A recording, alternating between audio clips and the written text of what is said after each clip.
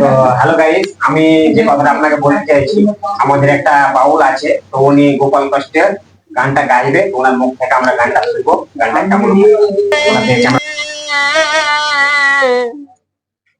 বাঁকা পদে পথে দক্ষিণী গেলে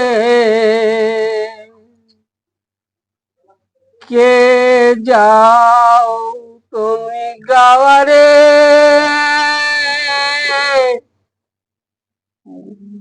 বাঁকা গায়ের পথে দক্ষিণ গেলে আছি বনি বন্ধু মোর নহবিন জালুয়া, কবর আমার জনম গেল কাহান দিহিয়া। আপনারা গানটা শুনলে যদি ভালো লাগে তাহলে অবশ্যই লাইক কমেন্ট শেয়ার করবেন।